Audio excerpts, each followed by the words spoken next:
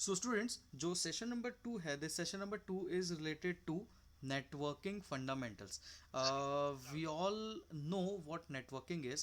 So it is related to what networking is and the various types and various devices that we generally use inside this networking technique. All right, so networking, what do we know about networking? So networking is what? Networking is collection of various computers. Along with that, it can be a network of interconnected various hardware devices as well, है ना. Networking क्या होती है कि यहाँ पर क्या है सर, थोड़ा लाउड. ओके ओके, देखो. तो नेटवर्किंग क्या होती है? Networking is a collection of computers और कलेक्शन ऑफ हार्डवेयर कंपोनेंट्स. ठीक है. तो यहाँ पर क्या होता है, बहुत सारे कंप्यूटर्स को इंटरकनेक्ट कर दिया जाता है कुछ कम्युनिकेशन चैनल का यूज़ करके. अब देखो, कंप्यूटर्स को कनेक्ट करना है तो कैसे कनेक्ट करोगे? There should be some medium ना, जिसका यूज़ करके आप कंप्यूटर्स को कनेक्ट करो. तो कंप्यूटर्स को कनेक्ट करने का जो मीडियम हो सकता है वो हो सकता है या तो आप केबल्स के थ्रू कनेक्ट करो, या तो वो हो सकता है कि आप उसको वायरलेसली कनेक्ट करो. जब आप इन दो में से किसी एक तरीके का यूज़ करके एक या एक से ज़्यादा कंप्यूटर्स को कनेक्ट करोगे, इंटरकनेक्ट करोगे, तो उसको बोला जाएगा कि वो एक नेटवर्क है. अब वो कुछ भी हो सकता है, मतलब नेटवर्क में या तो आपका कंप्यूटर भी हो सकता है, या तो नेटवर्क में आपके कुछ हार्डवेयर कंपोनेंट्स या आपके हार्डवेयर डिवाइसेस जो होते हैं वो भी हो सकते हैं. ठीक है. तो ये इन्होंने यहाँ पर हमको डेफिनेशन बताई हुई है. अब क्या ज़रूरत है नेटवर्क में कनेक्ट करने की? ज़रूरत क्या है? सबसे मेन बात तो ये आती है.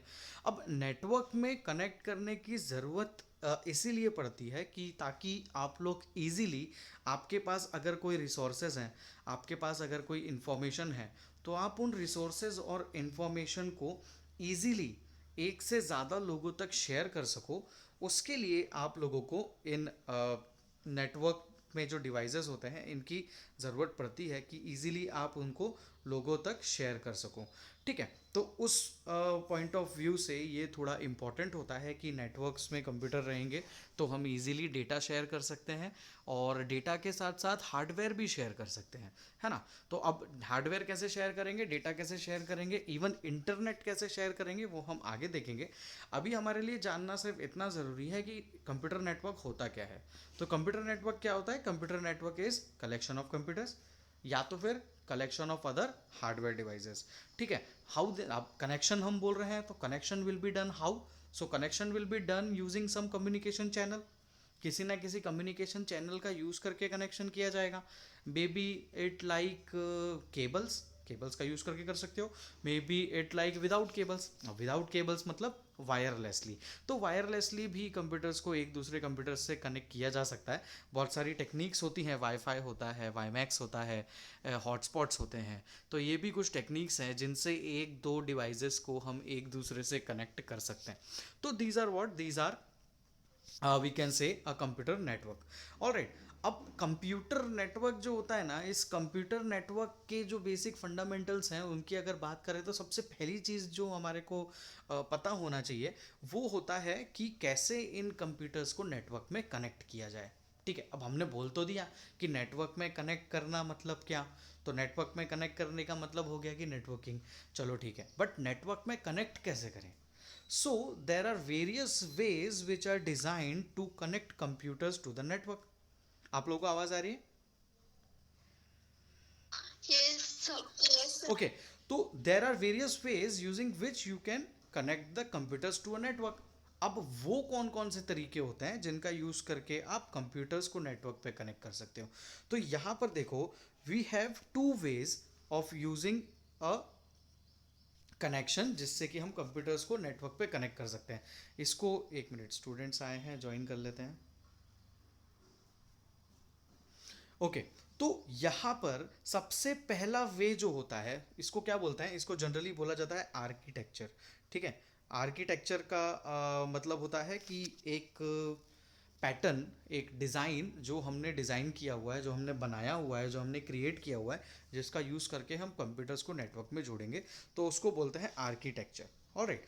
तो इस आर्किटेक्चर की अगर हम बात करें तो यहाँ पर जो आर्किटेक्चर होते हैं वो आर्किटेक्चर कितने टाइप के दिए हुए हैं हमको, 2 टाइप्स के आर्किटेक्चर यहाँ पर बताए हुए हैं, ठीक है। उसमें से पहला जो टाइप है वो है P2P आर्किटेक्चर, ऑलराइट। तो हम अभी हमारे पहले आर्किटेक्चर को पढ़ेंगे जो कि होता है P2P आर्किटेक्चर। मतलब कि कंप्यूटर्स को नेटवर्क में कनेक्ट करने का जो पहला तरीका है वो हमारे पास कौन सा है, तो वो है P2P आर्किटेक्चर। चलिए देखते हैं ये P2P आर्किटेक्चर होता क्या है, ठीक है। रीड करते हैं।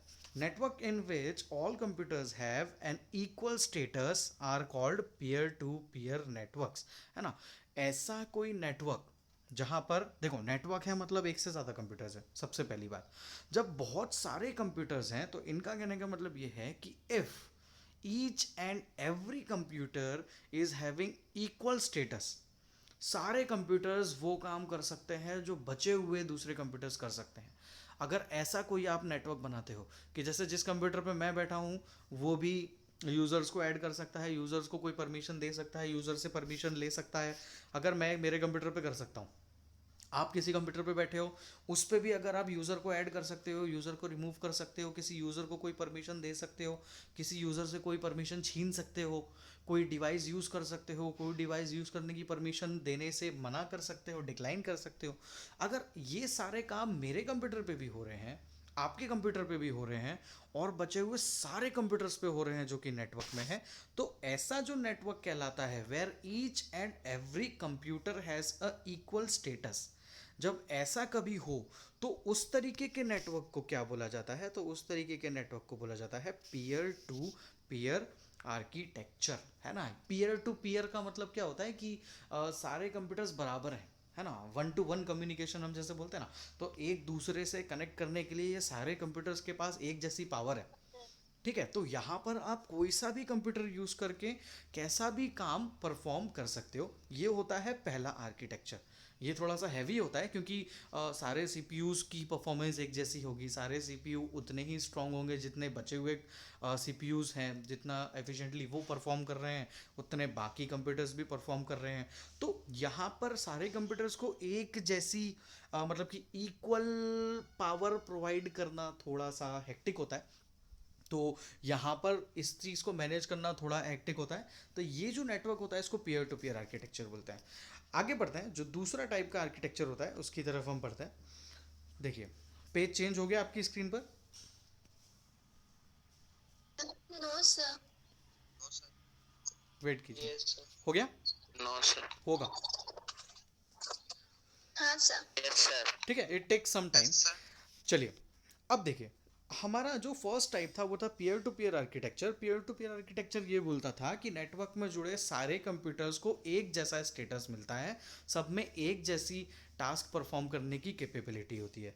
जो सेकंड टाइप है हमारा उसको बोला जाता है क्लाइंट सर्वर आर्किटेक्चर, ठीक है। ये होते हैं कुछ क्लाइंट सर्वर आर्किटेक्चर। हमारे जो स्कूल के कंप्यूटर्स हैं वो सारे क्लाइंट सर्वर आर्किटेक्चर के फॉर्म में अरेंज्ड हैं, ठीक है। पीयर टू पीयर कनेक्ट करना तो उसके लिए सारे सीपीयू, सारे कंप्यूटर्स, सारे जितने भी डिवाइसेस हैं सबको एक जैसी परफॉर्मेंस, एक जैसी पावर प्रोवाइड करनी होती है। वो it is not feasible in the lab वहाँ पर। और ज़्यादातर स्कूल्स और कॉलेजेस में और यूनिवर्सिटीज़ में क्या होता है, so computers are generally connected using this particular architecture only, and this architecture is known as what, this is client server architecture. Means what will happen here, so let us go through and understand. Network in which certain computers have special dedicated tasks providing services to other computers in a network are called client server networks. अब देखो, peer to peer में क्या था, सब एक जैसे थे, सबके पास एक जैसी पावर थी। यहाँ पर क्या हो रहा है, networks in which certain computers have special dedicated task. यहाँ पर सारे कंप्यूटर्स के पास एक जैसी पावर नहीं है, पर यहाँ पर सर्टेन कंप्यूटर्स मतलब कुछ ही कंप्यूटर्स ऐसे होंगे जिनको कुछ एक डेडिकेटेड टास्क परफॉर्म करने की परमिशन दी जाएगी, और ऐसे ही कंप्यूटर्स होंगे जो दूसरे बचे हुए कंप्यूटर्स को सर्विस प्रोवाइड करेंगे। तो इस तरीके का जो नेटवर्क होता है उसको बोला जाता है क्लाइंट सर्वर आर्किटेक्चर। जैसे कि क्लास में टीच नेक्स्ट लगा है, तो टीच नेक्स्ट लगा है तो क्या होता है, कभी आप चालू करते हो, आप देखते हो टीच नेक्स्ट चालू नहीं हो, आप क्या बोलते हो, सर सर्वर बंद है। अब सर्वर बंद है तो उससे क्या करना, आपकी क्लास का तो कंप्यूटर चालू है ना, चलाओ उसको। पर क्या चलता है, नहीं चलता। क्यों नहीं चलता? बिकॉज वो जो आपका स्कूल का जो क्लास का कंप्यूटर है, वो कंप्यूटर कहीं ना कहीं क्लाइंट सर्वर आर्किटेक्चर में जुड़ा हुआ है। और क्लाइंट सर्वर आर्किटेक्चर बोलता ही ये है कि जो स्पेशल डेडिकेटेड मशीन्स हैं, जो स्पेशल डेडिकेटेड सीपीयूज हैं, जो एक स्पेशल डेडिकेटेड टास्क परफॉर्म कर रहे हैं, जब तक वो सर्विस प्रोवाइड नहीं करेंगे तब तक आपको सर्विस नहीं मिलेगी। अब जब सर्वर ही बंद है तो सर्विस प्रोवाइड करने वाला ही बंद है। जब सर्विस प्रोवाइड करने वाला बंद है तो आपको सर्विस कहाँ से मिलेगी? तो वहां पर क्या होता है, in that sense what happens, you need to turn on the server first. You have to turn on that dedicated machine first that is capable of performing or giving you the services. If and only if that server is on, if that computer which is providing services is on, then only you can use those services on the computers that you have in your classes. ठीक है, as simple as that, simple सा concept है। मतलब server चालू होगा तो client काम करेगा, सर्वर बंद होगा तो क्लाइंट अपना टास्क परफॉर्म नहीं कर पाएगा। ठीक है, तो सर्वर्स एक बहुत इंपॉर्टेंट रोल प्ले करते हैं। ये कुछ स्पेशल डेडिकेटेड टास्क परफॉर्म करने के लिए बनाए गए होते हैं और ये सर्विसेज प्रोवाइड करते हैं दूसरे कंप्यूटर्स को, जो कि कहलाते हैं क्लाइंट्स। ठीक है, तो जो सर्विस प्रोवाइड कर रहा है वो कौन हो गया? सर्वर हो गया। जो डेडिकेटेड टास्क कर रहा है वो कौन हो गया? सर्वर हो गया। और हमारे पास जो कंप्यूटर है जो उससे सर्विस ले रहा है वो कौन हो गया? तो वो हो गए क्लाइंट्स। तो ये जो दूसरा आर्किटेक्चर होता है इसको बोलते हैं क्लाइंट सर्वर आर्किटेक्चर। ऑलराइट, उसके बाद नीचे आप देखोगे आपको टाइप्स ऑफ नेटवर्क एक टॉपिक दिया हुआ है। टाइप्स ऑफ नेटवर्क में देखो, यहाँ पर दो टाइप्स बताए हैं। जनरली 3 या 4 टाइप्स होते हैं, हम कह सकते हैं 4 टाइप्स होते हैं। जैसे कि लैन होता है, वैन होता है, मैन होता है जिसको मेट्रोपॉलिटन एरिया नेटवर्क बोलते हैं, और एक और नया नया जो अभी एंड्रॉयड डिवाइसेस के बाद आया है जिसको बोलते हैं पैन। पैन होता है पर्सनल एरिया नेटवर्क। और पर्सनल एरिया नेटवर्क का मतलब होता है जो आप हॉटस्पॉट्स क्रिएट करते हो और इंटरनेट फैसिलिटी आपके मोबाइल से किसी दूसरे डिवाइस को दे देते हो, तो वो हॉटस्पॉट्स कहलाते हैं। उनको पर्सनल एरिया नेटवर्क की कैटेगरी में बांटा गया है। तो यहाँ पर हम लोगों को सिर्फ और सिर्फ 2 ही टाइप्स ऑफ नेटवर्क बताए गए हैं, and I think you are familiar with both of these types. तो एक बार देखते हैं वो कौन कौन से हैं। तो यहाँ पर पहला जो टाइप हमको बताया है वो है LAN, that is local area network. दूसरा जो टाइप बताया है वो है वैन, that is wide area network. Local area network मतलब क्या? अब हमारी लैब में जो कंप्यूटर्स हैं वो क्लाइंट सर्वर आर्किटेक्चर का यूज़ करके बनाए गए हैं, डिज़ाइन किए गए हैं, उनका पैटर्न वो है। अब उस क्लाइंट सर्वर आर्किटेक्चर में भी अब वो एक और कैटेगरी में डिवाइड हुए हैं, और जो वो कैटेगरी है वो है लैन।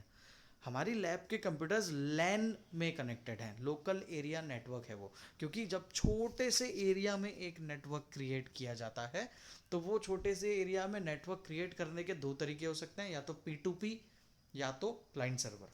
तो हमारी लैब में P2P नहीं है, हमारी लैब में क्या है? हमारी लैब में क्लाइंट सर्वर है।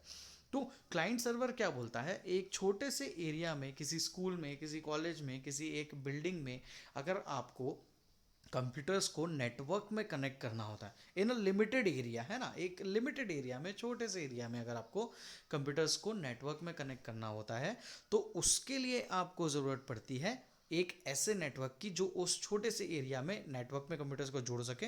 और जो वो एक टाइप ऑफ नेटवर्क है जो ये इस काम करने के केपेबल है उसको बोलते हैं LAN, that is local area network, LAN. तो लैन के बारे में थोड़ा सा रीड कर लेते हैं। Local area network is one which connects computers and devices in a limited geographical area such as home, school, computer laboratory, office building और closely positioned group of building. Usually, local area networks offer high speed and are used for connecting computers and peripherals such as printer, scanner, etc. हाँ, अब हमने तो सिर्फ network की बात करी, computers की बात करी, प्रिंटर्स और सारी चीज़ें भी कनेक्ट की जा सकती हैं। एक ही प्रिंटर का यूज़ करके लैब के सारे कंप्यूटर्स को उससे कनेक्ट कर दो लैन के थ्रू, और कोई भी कंप्यूटर से प्रिंट आउट निकाल लो तो वो प्रिंटर आपको प्रिंट आउट निकाल कर दे देगा। तो ऐसी भी सर्विसेज हम लोकल एरिया नेटवर्क में कंप्यूटर्स को जोड़कर ले सकते हैं। नेक्स्ट जो है वो है वैन, WAN, जिसको बोलते हैं वाइड एरिया नेटवर्क। ये क्या है? नेटवर्क ऑफ नेटवर्क्स है, अलग अलग नेटवर्क्स का कलेक्शन जो होता है उसको बोलते हैं वैन। वैन का सबसे अच्छा एग्जांपल होता है इंटरनेट। इंटरनेट एक वैन का एग्जांपल है। पूरी दुनिया के कनेक्शंस, कंप्यूटर्स का कलेक्शन जो होता है, जहाँ पर सारे कनेक्टेड कंप्यूटर्स होते हैं, उसको बोलते हैं वाइड एरिया नेटवर्क। ठीक है। तो यहाँ पर वाइड एरिया नेटवर्क में क्या हो सकता है, मतलब इसमें कोई बाउंड्री नहीं होती इसकी। इंडिया, इंडिया से बाहर वर्ल्ड, पूरे वर्ल्ड के कंप्यूटर्स, तो इन सब के कलेक्शंस को, कनेक्शन को, इंटरकनेक्शन को क्या बोला जा सकता है, तो इन सबको वैन बोला जा सकता है। इंटरनेट जो है वो एक मोस्ट पॉपुलर एग्जांपल है वैन का। और इंटरनेट तो आप ही जानते हो बहुत सी जगहों पर या लगभग सारी जगहों पर आजकल यूज़ हो रहा है। Even our studies are going on right now through the use of internet.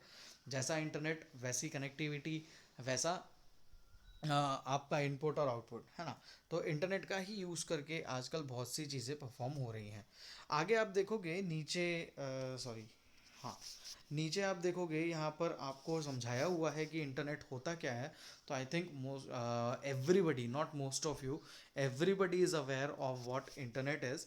तो यहाँ पर इन्होंने बताया हुआ है कि इंटरनेट एक ग्लोबल सिस्टम है जिसमें बहुत सारे इंटरनेट इंटरकनेक्टेड कंप्यूटर्स होते हैं, जिसमें बहुत सारे यूज़र्स को सर्व किया जाता है। ठीक है। इसमें बहुत सारे प्राइवेट, पब्लिक, एकेडमिक, बिजनेस और गवर्नमेंट नेटवर्क्स हैं। ठीक है। हमारे लैब के कंप्यूटर्स पे इंटरनेट चलता है। अगर चलता है तो क्या है, लोकल एरिया नेटवर्क है, वो एक एकेडमिक लोकल एरिया नेटवर्क है। पर वो लोकल एरिया नेटवर्क पे अगर इंटरनेट चल रहा है, मतलब वो कहीं ना कहीं वैन से भी कनेक्टेड है।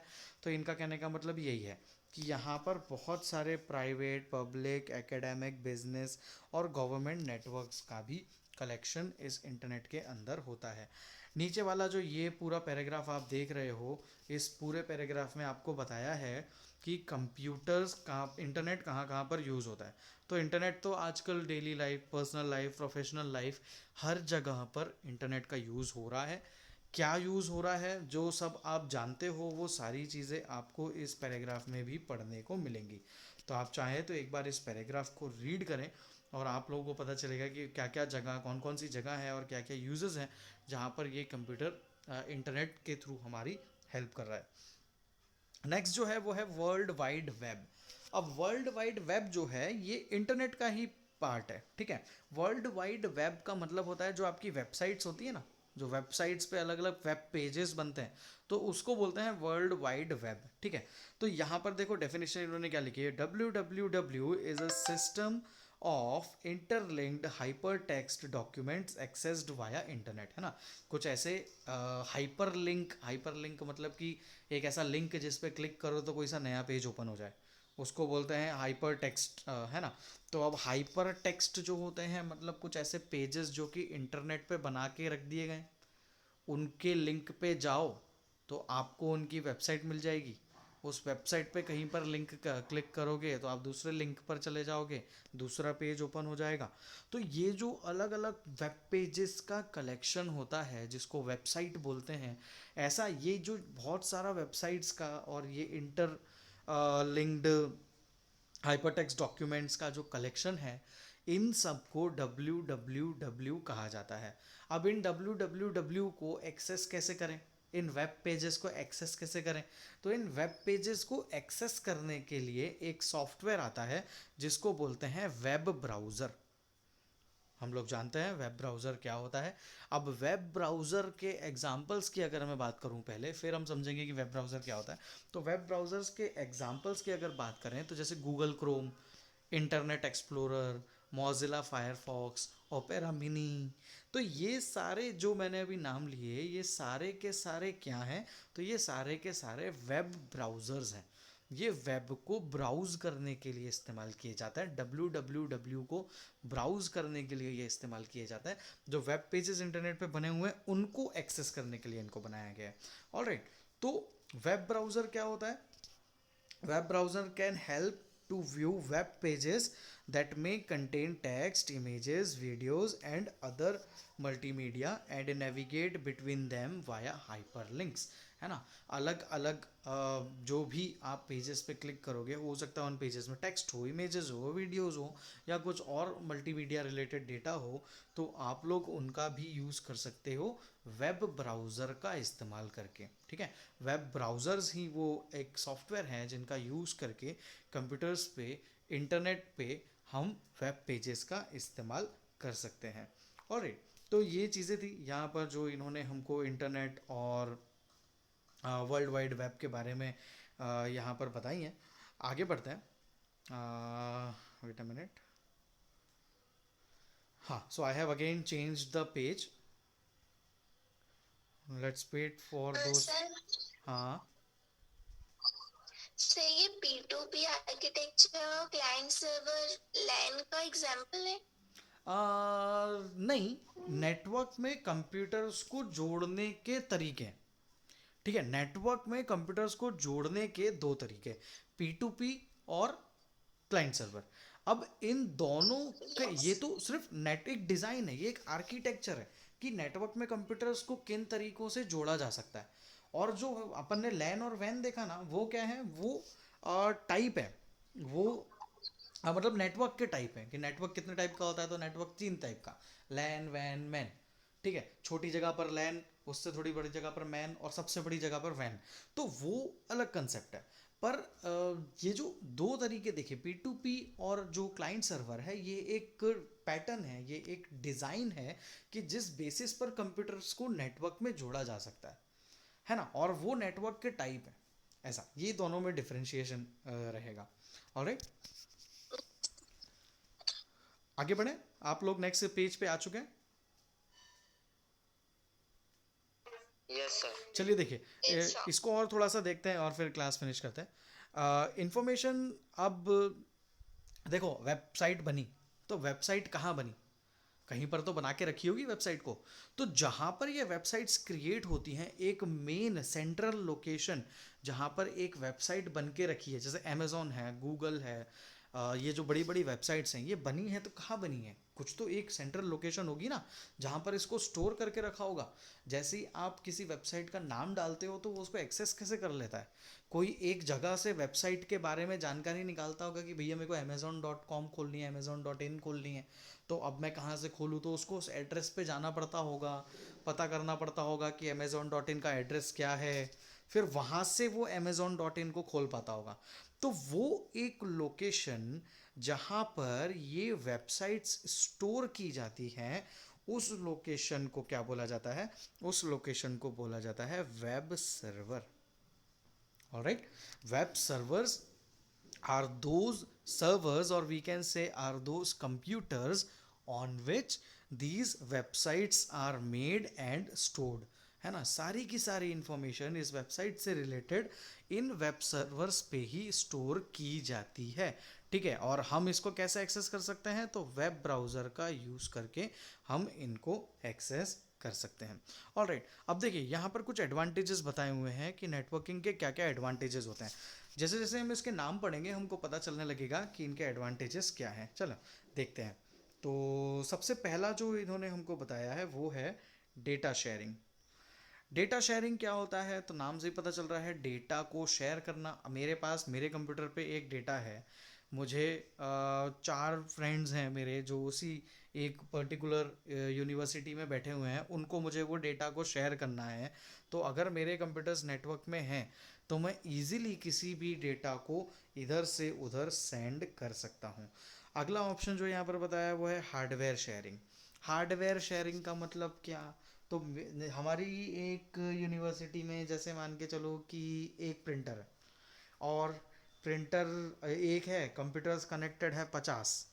अब उन 50 कंप्यूटर्स को प्रिंट आउट निकालना है रोज, तो 50 प्रिंटर खरीदने से अच्छा तरीका क्या है, एक प्रिंटर लो, 50 कंप्यूटर्स को नेटवर्क में जोड़ो, और उस नेटवर्क पे प्रिंटर को भी जोड़ दो। अब जो भी कंप्यूटर प्रिंट आउट देगा तो उस कंप्यूटर का प्रिंट आउट उस प्रिंटर से निकल जाएगा। आप लोगों को हर एक कंप्यूटर के लिए प्रिंटर खरीदने की ज़रूरत नहीं है। तो ये जो कंसेप्ट होता है इसको बोला जाता है कि ये क्या है, ये एक हार्डवेयर को शेयर करने का तरीका है, जो कि कब पॉसिबल है, जब आपके कंप्यूटर्स नेटवर्क में हो तब। अगला जो है वो है इंटरनेट एक्सेस शेयरिंग। अब इंटरनेट एक्सेस शेयरिंग का मतलब क्या, आपने स्कूल में ही देखा होगा, हमारे यहाँ इंटरनेट कनेक्शन स्कूल में क्या है, एक। अब वो उस एक इंटरनेट कनेक्शन को हमने शेयर करके लैब के सारे कंप्यूटर्स, स्कूल के और जगह पर भी जितने नीचे एडमिनिस्ट्रेशन में जितने कंप्यूटर्स हैं, एग्ज़ाम रूम में जितने कंप्यूटर्स हैं, दूसरी बिल्डिंग में जितने कंप्यूटर्स हैं, तो सारे कंप्यूटर्स पे हमने उसी एक ही कनेक्शन को पहुंचा दिया। तो ये क्या हुआ, हमने इंटरनेट के एक्सेस को अलग अलग डिवाइसेस पे शेयर कर लिया। जैसे कि किसी के घर पे वाईफाई लगा है, अब वाईफाई लगा है तो ऐसा थोड़ी ना कि वो एक ही कंप्यूटर पे यूज़ होगा, है ना। वो तो वाईफाई है भैया, आप जितने कंप्यूटर्स पे यूज़ करना चाहो कर सकते हो।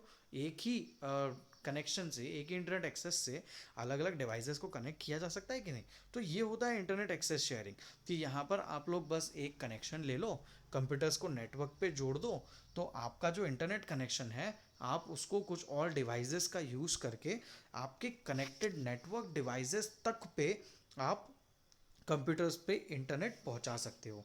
और तो ये भी एक तरीका है। उसके बाद जो नेक्स्ट है वो है usage of network based application. अब ये क्या होता है, तो जब कभी कंप्यूटर्स नेटवर्क में जुड़ जाते हैं ना, तो उन कंप्यूटर्स के बीच में चैट करना, और उन कंप्यूटर्स के बीच में मैसेजेस भेजना, उन कंप्यूटर्स के बीच में ऑडियो कॉलिंग करना, उन कंप्यूटर्स के बीच में वीडियो कॉलिंग करना अगर सपोर्टेड हो तो ये सारी सर्विसेज भी यूज़ की जा सकती हैं जब वो नेटवर्क में हो तब। कोई बड़ी कंपनी होती है ना, तो बड़ी कंपनी क्या करती है, सारे कंप्यूटर्स को नेटवर्क में जोड़ देती है। एक एम्प्लॉय को दूसरे एम्प्लॉय से या उसके बॉस से बात करना है तो उसको उसके कैबिन में जाके बात करने की ज़रूरत नहीं है, उसके पास उसके बॉस के कंप्यूटर का आईडी होगा, वो उसके बॉस के कंप्यूटर के आईडी पे क्लिक करेगा, वहीं से वीडियो कॉल पे वो उससे कनेक्ट कर कर बात कर लेगा, जो भी डिस्कशन करना है वो कर लेगा, बात खत्म।